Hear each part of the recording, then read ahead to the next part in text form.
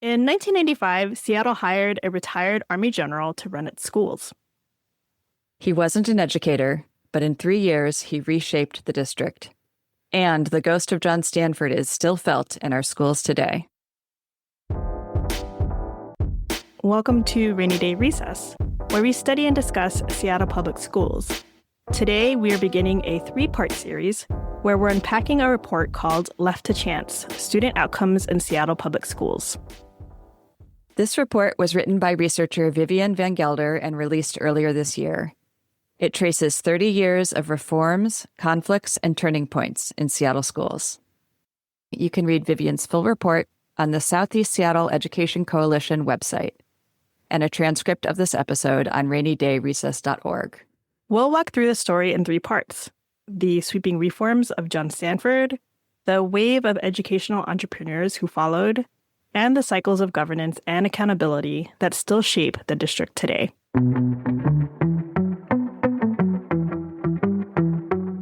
This is part 1. Our story begins in crisis. In 1990, a state-commissioned audit found Seattle Public Schools nearly ungovernable, a district paralyzed by poor governance and competing interests. Just a few years later, the board turned to an unlikely leader, retired Army Major General John Stanford. In only 3 years as superintendent, John Stanford brought sweeping reforms that reshaped how schools operated. He redefined school principals as CEOs, tied funding to enrollment, and gave families open choice across the entire district. His approach was bold, cut short by his sudden death, and it left a legacy that still reverberates through Seattle schools today. That's the story we are covering in part 1 of this series. Before Stanford, though, came the Cresap Audit, the document that first declared the district was broken. So let's bring in Vivian Van Gelder and transition to the interview we conducted with her earlier this year. Welcome to Rainy Day Recess, where we study and discuss Seattle Public Schools. I'm Jasmine Pulido. Hi, I'm Vivian Van Gelder. And I'm Christie Robertson. In today's special episode, we'll walk you through the report Vivian released on March 24th called Left to Chance: Student Outcomes in Seattle Public Schools. It's a 43-page forensic history that spans the last 30 years of SPS from 1990 to 2024. Yes, I'm the lead researcher on the report we're going to talk about today. And I'm happy to work with you both. And Jazz, let's tell our listeners why we wanted to cover this report. Yeah, so I've been covering the school board for about a year now. And one of the things I have learned is that the district is really hard to understand. But I have found that understanding the history of the district and the different roles that shape it and the people who move in and out of the roles and all of the national forces that impact them make it all make a lot more sense. And even though I've been following the district closely for years before you even dug in, Jazz, so much is still really obscure to me. But when I read this report, it really gave me some perspective. We think that the historical information in this report is really important background information for all of our listeners. So that's why we're covering this report on SPS history. And then just tell us a little bit more why you wrote this report, Vivian. Yeah, so from when I first began observing SPS to getting to the point of putting words to paper, this report took me about 10 years to write. And I don't think this is the definitive word on the history of Seattle Public Schools, but I do hope it will serve as a sort of skeleton for maybe a reconstructed community history. And one of the reasons I wrote it is because I've noticed that what's changed recently is that we no longer have the kind of organic transmission of information between families that we once did before the pandemic. So pre-pandemic, if you're a kindergarten family just coming into the district, there would be families of older kids who could tell you how things work in Seattle Public Schools. So that when you needed to advocate for your student, it was usually with some historical awareness of what happened before, what went away, or why things are the way they are now. And what I noticed after the pandemic is that this crucial transmission of history in our advocacy was cut off, or at least greatly diminished. And without that history informing our advocacy, we really risk exacerbating existing problems because we're targeting the symptoms and not the root cause. Yeah, I want folks to have that historical knowledge as they advocate for whatever it is that they're advocating for. What feels like really a crucial moment in Seattle Public Schools history. And one of my hopes is that by the end of this episode, listeners will have thoughts on which things are symptoms and which are root causes. You can reference Vivian's report, which has lots of footnotes as well. You can also follow along with a historical timeline that's up on CSEC's website. Southeast Seattle Education Coalition. SESECWA.org. And I just wanted to add that this report is historical, but to me, it really read like a riveting plot the way you wrote it, Vivian. I could not put it down. And what I found particularly poignant is that out of all of those 30 years of history, you identified who were really the key players in a way that makes the complex system of relationships a lot easier to follow and understand. And for listeners, as we go through this report, one thing I'd recommend paying attention to is each of the major roles. So we've got the school board, the superintendents, senior central office staff, the teachers union, and then at times community leadership comes into play. Agreed. And getting to know the key players as they move in and out of these roles and how the relationships shift between them are all kind of like watching old Game of Thrones episodes or Succession, in my opinion. 100%. I noticed too that there are some also cyclical patterns that emerge repeatedly that are actually coming up again in present times. So I'll point those out along the way. And are there any other reasons that you wrote this report, Vivian? Yeah, when I first wrote the report, people asked me what I wanted to happen with it. And initially I thought of this as an intervention. Like we get everybody in a room together and we're like, we all love you, but you can't go on like this. And then as I went along, part of me felt like it's an exorcism of the ghost of John Stanford. So John Stanford, you mean the guy that the central office building is named after, the John Stanford Center for Educational Excellence? Yeah, and so who is John Stanford? How did his name get on our central office building? I think that's a perfect starting point to go into this report. Of course, the beginning of every story, we need to figure out where to start. And I feel like this history really starts with is it Cresap Audit? Cresap Audit? How do you pronounce this, Vivian? I think it's Cresap, but I don't actually know because I've never heard anybody pronounce it. But I'm guessing nobody else knows either.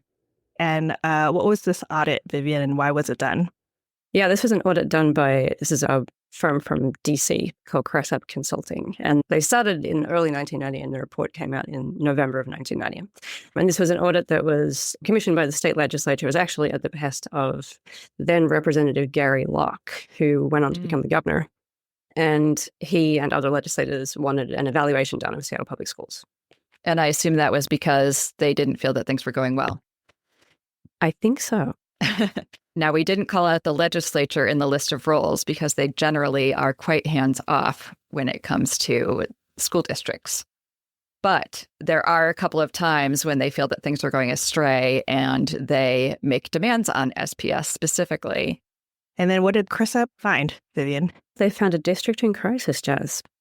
The Cresap auditors believed that this was because Seattle Public Schools lacked, quote, a consistent focus on what was in the best interest of all children in Seattle, end quote. And did Cresap have a guess as to the root cause of this crisis? There are a number of factors, but they boiled it down to the function of the school board. At this point, instead of providing a unifying direction through policy to district staff, they were instead undermining the superintendent by taking on his management role themselves and essentially catering to the wishes of individual constituencies.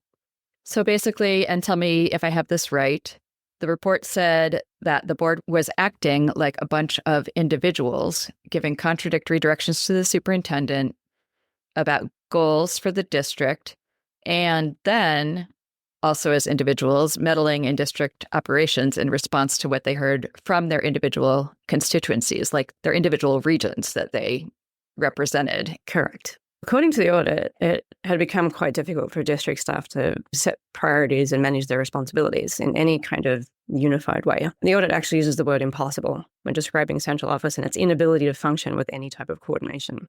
I read that the Cresap audit went so far as to suggest that the legislature consider stepping in to switch the system to governor-elected positions if the board didn't figure out how to carry out effective board governance. Or if the board didn't start making decisions with the entire community in mind instead of favoring individual interest groups. Yes, and you'll actually see this come up again a little further down the track, but the audit did recommend considering governor-elected positions or alternately electing through citywide elections only and not through smaller district elections. So today, by contrast, what we do is these hyper-local district primaries first, and then we have a citywide election for board directors.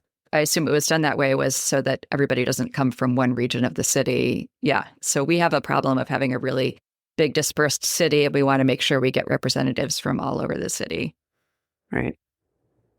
The auditors stated that the central problem for our district was governance. And they said that the board needed to focus on making policies that supported identifying goals for student achievement and then to take on the job of regular progress monitoring of those goals. That sounds familiar. So we were talking about implementing student-centered goals and progress monitoring as far back as 35 years ago? In some ways, it seems kind of basic. Like, I think any functional board sets goals and then measures if they're meeting their goals. We talk about student outcomes-focused governance now, but that's just one instance of this basic concept. So this was in 1990, and did the board shape up in the years that followed? The short answer is no. That board didn't make much progress. But somebody in the community was listening, and they decided that what the district needed was a board overhaul. Something that seems to happen a few times over the 3 decades you covered in your report, Vivian. Yeah. For the following election after this report came out, there was a push by a group of local business leaders. And when I say local business leaders, this includes some of our local multinationals like Boeing. So we're not talking about your community mom and pop stores. And they came together and created this initiative called Step Forward that was aimed at recruiting change-oriented community members to the school board. One of those board members was a very successful businessman by the name of Donald P. Nielsen. He had a Harvard MBA and a very strong business orientation. And he worked to get his fellow board directors to believe in his vision, which was that what they needed was a great leader. And that was the only way to successful schools. So the business leaders pushed for a new school board, and the new school board decided that they needed a transformational figure. A superintendent, right? A superintendent. They conducted a national search, and in 1995, they found retired Army Major General John H. Stanford. And John Stanford was not an educator, right? He was not. And that was exactly why they wanted him. He was an African-American combat veteran, and he had been the former executive assistant to Caspar Weinberger, the Secretary of Defense. And I hear he was quite charismatic. Yes, you'll still hear people talk about him and his charismatic affect today. And why did they specifically want someone who was outside of education to run schools? The way that Director Nielsen put it at the time, he said, if you want to transform an institution that has been stagnant for decades, the last place you look for a leader is inside that institution. I have to say, some folks are expressing the same sentiment since our current superintendent announced his resignation. Although I haven't heard a lot about wanting to make sure we don't hire an educator. So those are two ways of being insiders, outsiders. Totally. The difference here is that they wanted someone completely outside the entire industry of education at this time and not necessarily about being inside or outside the district.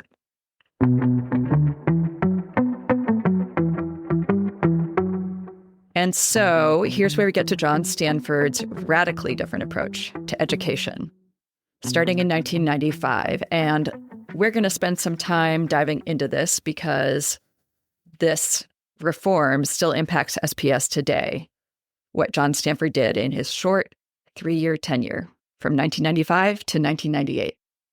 Yes, it's going to be the major through line of this entire report, I would say. Yeah, well, Stanford, he described himself during his interview process with the school board as bringing a business leadership approach to solving educational problems. And John Stanford believed the problem with schools was centralized bureaucracy.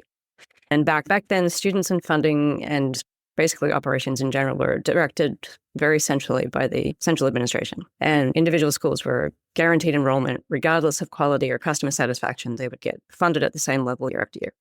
And his solution was that what was needed was decentralization. So to move control away from the central office and instead give individual school buildings and their principals more control to do what they wanted.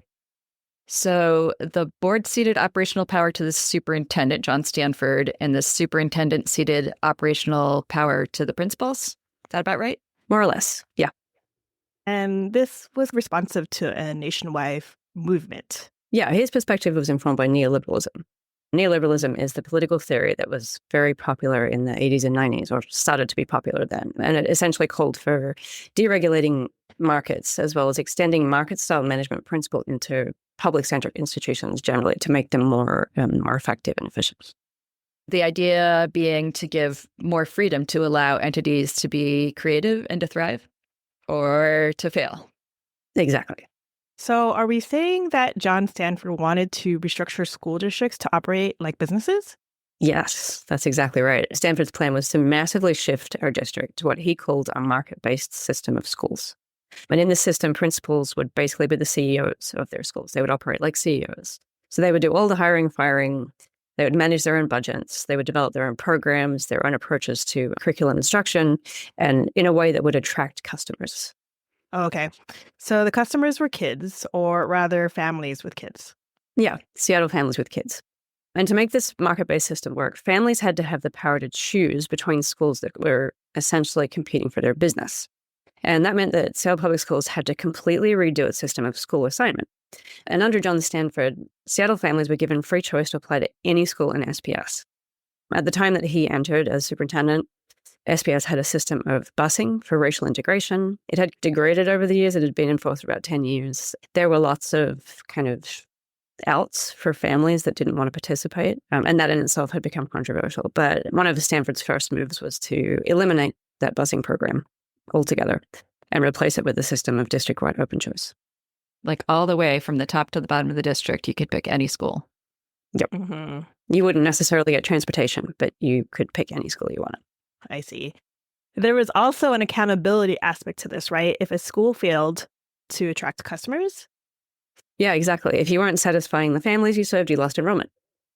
And then if you lost too much enrollment, it basically meant your business was failing, right? Like by definition, under John Stanford's system, the district would eventually close your school if you lost enrollment below a certain threshold. Yes, they wanted to condition school funding based on market success. This was the core of the system and the way that it was supposed to function. So one of the first operational changes that was made was a change in the formula that the district used to allocate resources to schools. And this was designed by John Stanford's chief financial officer, a man named Joseph Olszewski, who had been an investment banker before he joined the district. A cute little story is that he became the CFO after meeting John Stanford in their apartment building in the gym. And this is very soon after Stanford came. I think Olszewski was Stanford's first hire. They got chatting, and Stanford was like, "Why don't you come work for me?" And Olszewski did. Olszewski and Stanford designed a different way of allocating resources to schools based on student characteristics. But there were two dimensions to it. The first was that the money would move with students rather than be allocated for staff. An observer at the time, a professor at the Harvard Business School who wrote a case study about what Stanford and Olszewski did, described this as essentially an in-district voucher program. And what that meant was that if a school lost enough students, it would also lose funding because the money attached to those students would then be moved to whatever school those students went to. And that formula, which was designed in 1996, actually set out very clearly thresholds for enrollment. It says in that 1996 document, if any school falls below these enrollment thresholds by the 1999-2000 school year, it will be closed. Wow. And this immediately raised a lot of concern among schools with small enrollments under those thresholds. And all of the funding for each school was supposed to be generated just by students, per student. And a lot of the small schools got together and said, look, if you just fund us based on the number of students we have, essentially you would get X amount of money per student. And they said, well, if you multiply the number you're allocating us per student times the number of students we have, that isn't enough money to run our buildings. We just won't be able to function at all. So they retrofitted this formula. This was supposed to be a temporary fix to add something they called a foundation allocation, which meant that it wasn't based on enrollment. It was just a sort of operational amount of funding that allowed you to run the basic operations of the school. Like hire your principal, run your building. Yeah. Right. And then you would get funding on top of that. With this new way of doing things, did creating a district where students can go to any school in the system disrupt the racial integration efforts that were happening at the time? For sure. And this was actually a concern that was raised by a lot of people when busing was abolished. A lot of folks pointed out that because Seattle is so segregated residentially, that schools would then revert to being quite racially segregated as well. And Stanford and Olszewski's answer to that was to create this thing called the weighted student formula. And this is something that was pioneered in Edmonton, Alberta in the 1970s. And so Olszewski and Stanford basically took this and applied it to Seattle public schools, but this was the first district in the United States to do this. So Seattle was very cutting edge in this area. They applied this formula that essentially assigns a base amount to each student, and then a percentage of that amount is added to the amount allocated for each student, depending on their characteristics. I think at that time, the characteristics were whether a student had an IEP or a disability, and it had tiers to it. If a student was eligible for free or reduced lunch, and I think the other one was receiving ELL services. Yeah, multilingual learners. And then I think the final one was with test scores in the lowest quadrant of scores on the state standardized test at that time, or I don't know exactly what the test was, but it was academics. I hear people calling for that kind of system today, a weighted student formula instead of weighted staffing. Yeah, this formula was used for about 10 years here. And there are districts in the US that did go on to adopt it. There's not that many. It's actually a minority of school districts that use it today. Because we're shifting to the building, carrying a lot of the control, and principals are taking central roles in that shift, what role does central administration play? Certainly not the kind of role that it played previously. So it's supposed to shift to more of a support role. It's supposed to be the level of the organization that ensures sort of quality assurance across the organization. So it's supposed to take care of equity concerns and make sure that the level of quality being offered at each building is the same. But it's supposed to sit back, not be proactive, but more, in a sense, reactive, observe, monitor, and then support where necessary. Not interfere in the creativity and drive of the schools. What I read in the report is that this was actually happening in districts everywhere at the time, and it was reflective of something bigger. Is that right? Well, Seattle was an early adopter of this idea, but the whole idea of decentralization of central office wasn't an accident. It wasn't John Stanford's idea. It was really reflective of this wider push at that time towards school-based management.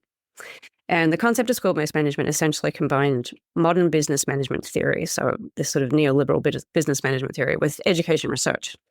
And we can really trace this concept all the way back to 1983, actually, and a publication called A Nation at Risk. Oh, yeah. I remember that publication. It completely freaked everybody out about our education system and triggered a ton of reforms across the country. Yeah, it was basically the big bang of modern education reform. So Ronald Reagan ran for the presidency on a platform of abolishing the Department of Education, which had actually been established just the year before by Jimmy Carter. And his education secretary was a guy named Terrell Bell, wanted to hang on to his job, didn't like the idea of abolishing the Department of Education. And so he convened a committee of experts from across the country. And their job was to report on the state of American K-12 education. And he thought of this as a way to hold on to his job. But the report was really damning. And it produced some very juicy quotes that are still famous decades later. One of them was, if an unfriendly foreign power had attempted to impose on America the mediocre educational performance that exists today, we might well have viewed it as an act of war. And this kicked off the long arc of education reform that really culminated in that federal No Child Left Behind era, which you can read more about that history in the report. And so basically, this guy Terrell Bell saying, you need me, you really need me. Yeah, it's crazy. You could do like a whole episode just on that report. But suffice to say, these wider influences were at play as Stanford set his attention on decentralization of central office and making principals the executives of their building. So if principals were getting more control of how their school was run and their own budgets, then how are funds distributed differently compared to previous centrally controlled funding? Yeah, under the market-based schools model, buildings would get just over a third of all district funds, just go directly to the buildings for them to decide on how to spend. Before this, it was around 2%, and the goal was to get somewhere close to 100%. In Edmonton, Alberta, which was the pioneer district that did this, they got to somewhere around 96%. So that was the goal. Wow. Yeah. Oh, so before that, were all staff just hired by the central office rather than by the buildings, like how janitors are employed by the central office now? Yep. That's how it was done. Huh. And the plan was to eventually place almost, as I said, almost all district funds under direct school control. And this was in order to support, unleashing the innovation and creativity of educators and administrators.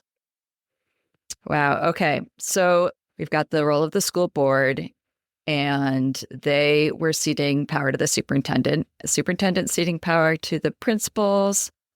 The president of the school board, Nielsen, and the superintendent, Stanford, were team working on all of this. And what about the role of the teachers union? They must have had something to say about all of this. Amazingly, the teachers union president was part of the reform team as well. Wow. I am trying to imagine a world where the board, the superintendent, and the teachers union are all collaborating on something this big. It happened. Okay. So we're adding another role to the mix, the teachers union. And there are actually a bunch of teachers unions in SPS, but the main one is SEA, the Seattle Education Association, which represents certified teachers among other roles. And the player that you bring up is Roger Erskine, the union executive director. And he was involved in the reworking of the collective bargaining agreement. Yeah, the collective bargaining agreement with the Seattle Education Association. And Roger Erskine had actually been sent to Seattle by the National Education Association. And at this time, the National Education Association was going through kind of an identity crisis. And that was because of this sort of neoliberal education reform movement and where it had got to by this point. And the teachers' unions that are affiliated with the NEA had traditionally approached things in a kind of adversarial industrial union kind of way. We're here to bargain for wages and working conditions. Everything else is that's not what we're here for. And the NEA was seeing the writing on the wall and trying to shift to the idea of being co-management in a sense and working on school. There was this pressure to reform schools, that had come out of that 1983 report. And so they were really feeling this pressure. And the head of the NEA around this time said that if we don't change the way we operate, then schools are going to be privatized. We're actually going to lose our public schools. So we need to be part of this conversation and we need to change the way we work because we'll just be ignored and we'll lose our public schools. So Roger Erskine had been involved with this reform movement at the National Education Association. He had come to Seattle from working with the NEA and had been pushing for this reform for a while, even before John Stanford arrived. And when Stanford arrived and was very open to the idea of reforming schools along these lines, they worked together on something called a trust agreement. John Stanford actually said that he wanted to burn down the teachers' union contract, that he just hated it so much. He said it wasn't child-centric. It was really all about adults, and it needed to be completely burned to the ground and rewritten to support the kind of district that he wanted to see. And the model that they had for this trust agreement was an agreement between General Motors and the United Auto Workers that had been signed in 1985. So Saturn was a new model of car that GM was producing. And because they were opening a new plant, UAW and GM decided together that they would run it very differently. The traditional UAW contract with General Motors ran to, I think, 600 pages. It provided for every possible contingency. And they decided that they wouldn't do that for this particular plant. What they did was they figured they had mutual interests in producing something good that would sell, because if the product didn't sell, then the workers wouldn't have jobs. And obviously on the management side, if they didn't sell their products, they would make a profit. And actually the NEA they sent lots and lots of folks to tour this plant. And so this was something that the NEA was super interested in. That was the model for this agreement that Erskine and Stanford were able to put together, what they call the trust agreement, a 30-page trust agreement in place of this insanely long contract. And essentially what it said was, we both have the same interests. We both want the same outcomes. We want to work together in a spirit of trust. And to that end, we're not going to spell out every possible contingency, bind each other to very specific things. We're going to just work as mutual partners. And here's the way we'll work things out if they go wrong. And that was more or less what was in that agreement. The trust agreement essentially said, we're going to renegotiate the collective bargaining agreement between the union and the district along these lines. We want to create this new system of site-based management. And we want to do that in a relationship of trust. And that's something we're going to have to build over time. But this is the container for those negotiations, if you will, for that relationship. And the interesting thing about the contract negotiations that followed from that, so this was in 1997, was that the bulk of the contract actually didn't change that much. He didn't burn it to the ground. He didn't manage to do that. But what did change was there was a clause added to allow buildings to hire staff directly. Before this, the district would just place folks in vacancies in order of seniority. The buildings had no say in it at all. So after this, we moved to a site-based hiring system, which we still have today. And that, of course, was very consistent with that idea of principals being CEOs and schools having control over their operations. And then the other sort of groundbreaking clause that was added to the contract was called site-based management. And what it did was it created building leadership teams for every building. And these building leadership teams actually were intended to be a kind of co-management committee that would work with the principal and would be co-CEO to manage the operations of the building. And that was a real innovation.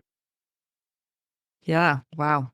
Yeah. So at this time, because this structural change was meant to be developed within this relationship of trust, it didn't spell out in great detail which decisions were supposed to be made by whom and how.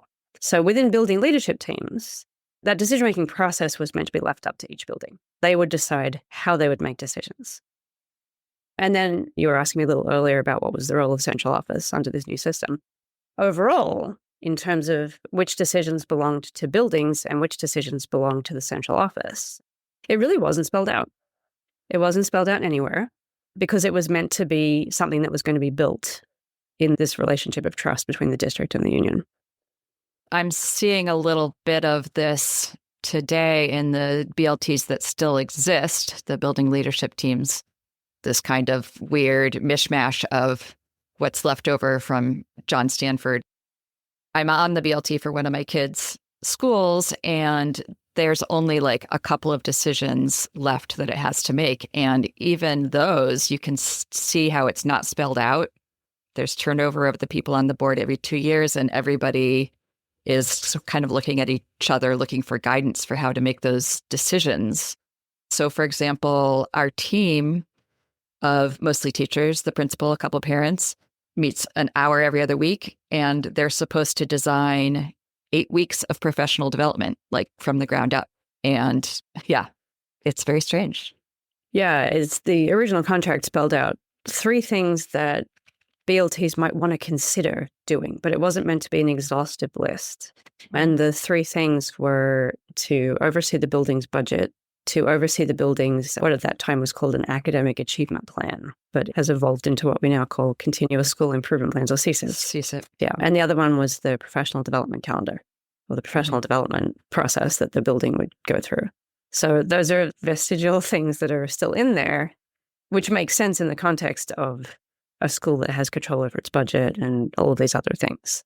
But those are the things you'll see BLT still focused on to this day. Yeah, so I would say that like the BLT is, we'll talk about it later, but like the last remaining remnant of what John Stanford put into place. Yep. And so like you, Christie, on the BLT are still haunted a little bit by John Stanford's ghost.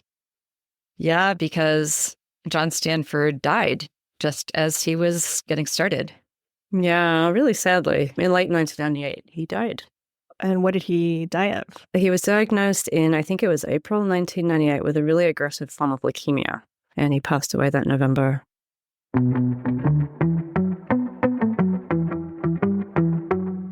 And this brings us to chapter 2 in the story. We spent a bunch of time on that first chapter because I think it's really important for people to understand what John Stanford was trying to do as we're seeing his ghost today.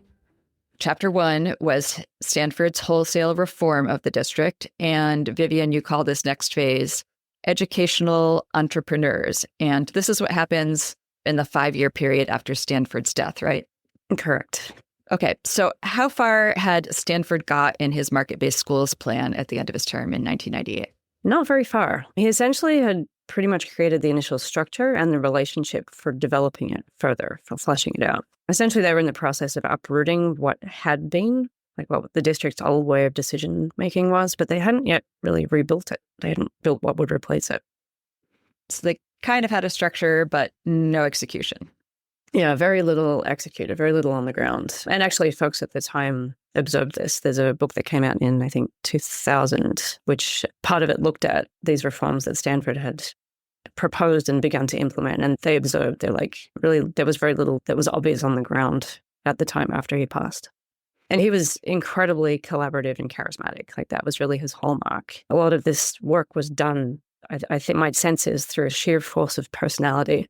And that meant that market-based system of schools plan was anchored by the trust that Stanford personally developed in the personal relationships that he held, like with Roger Erskine, for instance.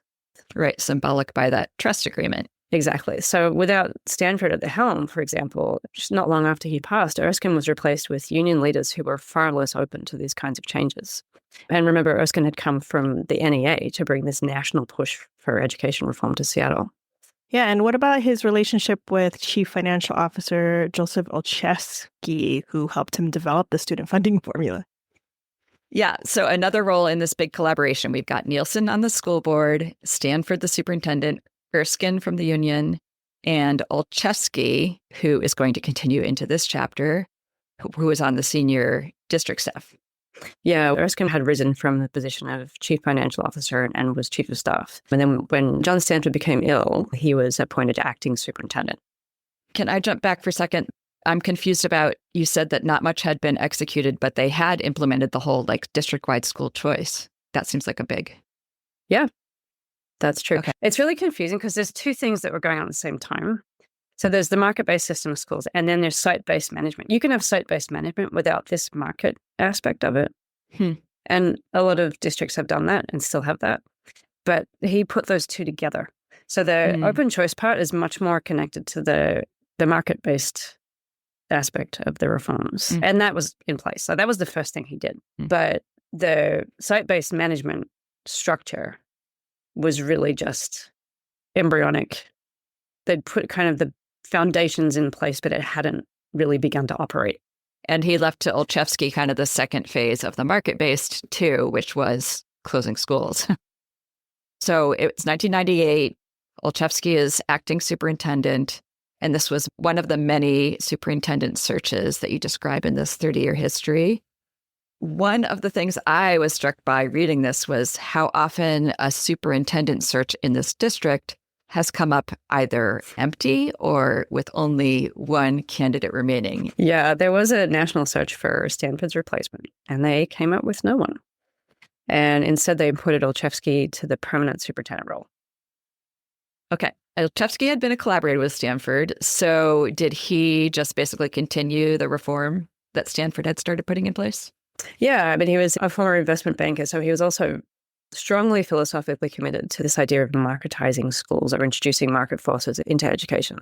And Olszewski's sense was that the structures for doing that were in place already. So if they stopped the reforms at this point, they had cut schools loose in a sense and told them, go your own way. And if they didn't follow that up with guidance and oversight, that would really create chaos with nothing to replace it. And he figured that these schools now had the structures they needed. They had the directions they needed. They had autonomy. They had funding. They had all the things they needed to address their students' needs. They just needed this other part.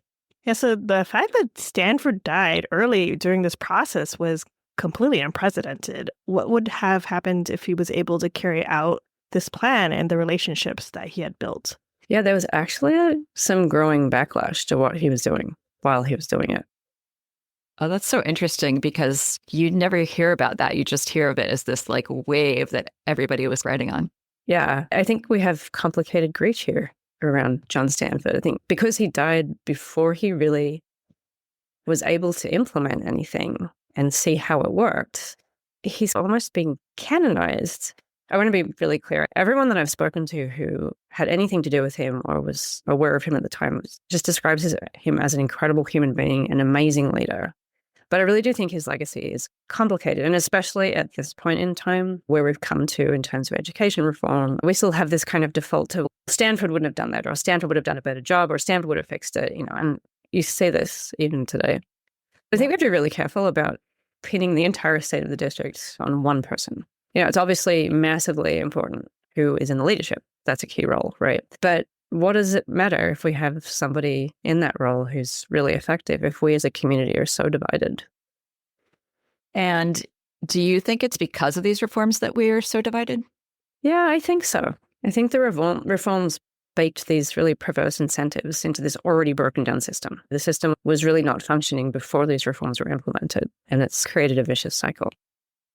Perverse incentives. So tell me what as the perverse incentives that Stanford put in place and Olszewski continued.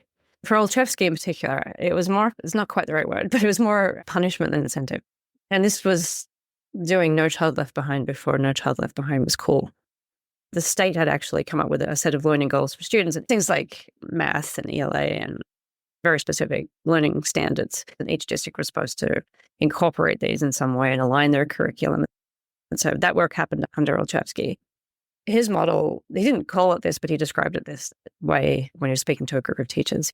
He called it educational entrepreneurialism. And what he essentially said was, we've given you all the resources that you need. We've now outlined learning goals for students. You're the entrepreneurs, you go out and make it happen. And we're going to hold you accountable for doing it. That was pretty much the model. So teachers were accountable for the student outcomes, you're saying? Yeah, teachers and principals, mostly principals. But then the central office was pretty much hands-off. And in hindsight, they really didn't provide adequate district-wide support and resources for principals and teachers to meet these goals. And I read that at most there was some grant-funded teacher training, but it was voluntary and not necessarily aligned with district standards and applied unevenly across the district. So principals complained about the fact that they were set up under this model to be over capacity and under-resourced. So you tell principals that they're responsible for managing the school's budget, staffing, and general operations, and for producing these student outcomes. And then you don't give them the tools or the trained professionals to carry those out. And you're holding this big stick. That sounds frustrating. Yeah, they were frustrated. So under this model, schools that were struggling were susceptible to being taken over by the district in the way that our district would be taken over by the state if it went bankrupt. It's binding conditions for schools. Yeah. There's a story I want to hear. Yeah, can you imagine? But yeah, I think they started realizing that they weren't going to be able to fire their way to success after Olszewski publicly fired 4 principals for failing to breach these standards. So this initial very punitive kind of approach, which actually was pioneered onto Stanford after he passed, they kind of smoothed out the edges and they called it a support initiative. And it was supposed to be kinder and gentler. Okay, so it turns out that they moved to a support initiative, and then suddenly a lot of schools needed support, and it unearthed the fact that the district was under-resourced itself. Yeah. So for the central office to provide support, they're going to need people and money and a plan. Yeah, the district also established a thing called the Central Office Transformation Task Force to develop this plan. And this was actually at the behest of the Gates Foundation. The Gates Foundation was a big financial supporter of SPS at this time, mostly through that relationship with Stanford, I think. And they were like, hey, how about you try this? The task force was supposed to help the district implement the characteristics of high-performing districts in terms of what central office did. Not so much what the schools were doing, but what the central office was doing. So it's supposed to rebuild the central office. Can you give a quick reference for where those characteristics come from? Gates was really into education at this time. They had this small high schools initiative that they were trying to push. And then the other thing was this high-performing school district central offices project. And this was part of that. And now they're supporters of charter schools, probably not surprisingly, right? Yeah, they were actually pretty much butted out of education, but they were really heavily supporting various initiatives at this time. So they had this task force, but feedback from the principals was that the task force really hadn't made much of a difference, and it didn't last very long either. It kind of died off. And, educators felt under-supported as well. So they've got this kind of sink or swim system, and they can't figure out how to help principals and educators who are starting to drown. But it sounds like you're saying that principals were sold this idea that they'd be CAOs, which means they would get more power, but not really. because you weren't giving them the training or resources to support them. So really, you were setting them up to fail from the very beginning, same as educators. And of course, when schools are under-resourced and under-supported, it's going to be the students who are already the most marginalized who feel it the most. We see that over and over. And this was right around when busing for integration was ending. And they had a racial tiebreaker at that time for school choice for a couple of years. And how were families of color feeling about these school reforms, Vivian? Well, families of color were really wary, and they had been since before these reforms were implemented. So around 1994, which is when the district was first talking about this idea of decentralizing schools. Even at that time, they were really worried that these kinds of reforms would really exacerbate their marginalization that their kids were already experiencing. BIPOC kids had been failed by the system for years. And then a few years into this reform, there were still no signs that all this upheaval and all this change had actually even lessened the disparity in outcomes by race at all. And so we see in 2000, there was a coalition of community organizations that kind of raised the alarm, and they pointed to continuing racial disproportionality in things like discipline, program access, and academic outcomes. And in 2001, the Seattle chapter of the NAACP actually threatened a 14th Amendment lawsuit against the school district for failing to address these persistent issues. At this time, the district actually launched a couple of initiatives to stave off the lawsuits. But because the system had been reformed to push those operational strategic decisions out to schools, each school was in charge of how they wanted to adopt these initiatives, if at all. So that was happening. But at the same time, during this era of educational entrepreneurialism, the district also racked up a $33 million budget deficit that came out of nowhere. It was completely unexpected. So it wasn't improving disparities. There was a lack of support for buildings, and they have a budget deficit. Yeah. And so where did the deficit come from? How did they figure out where it came from? At first, they honestly didn't know exactly where it came from, because at this point, central oversight of school finances was minimal, to say the least. It was essentially non-existent. And an external audit was done after this happened. And that audit found that a lot of the problem had arisen because the central office was so disconnected from schools operationally that they actually lost budgetary control. And this, as you can imagine, created a massive outcry. People were feeling a kind of way about these reforms already, and now you've got this huge budget hole. And so this was the straw that broke the camel's back. And you saw both the Teachers Union, SEA, and the Principals Association of Seattle Schools, they both passed no confidence votes in the superintendent at this time. Olszewski, yeah. Yeah, and the community groups threatened to oppose the levy, which also sounds really familiar. Yep, there were people organizing to oppose this past levy. I think having a budget deficit just imbues some distrust in an organization. If the district can't balance its books, especially when it was unexpected, as it was back then. Yeah. And despite those no confidence votes, at this point, the school board was still supportive of the superintendent. To them, Olszewski was a business guy doing businessy things that these business-focused people on the school board thought were the right things to do.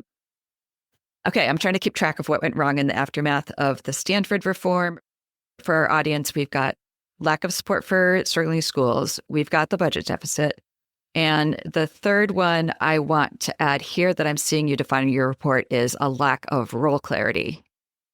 So you have lack of role clarity, you have lack of support for schools, and now this huge budget deficit. And so facing all of this in the spring of 2003, this is maybe 6 months after this budget hole arises, Olszewski resigns. So he's 4 years into his term. He says it's not because of the budget deficit. It's because he sees that the district won't be able to make any more progress if he stays in the role, that it's not helpful anymore, so he steps down. That's the first chapter in our 3-part look at Left to Chance, Student Outcomes in Seattle Public Schools. We've traced how a nationwide educational crisis set the stage for John Stanford's sweeping reforms on the local level.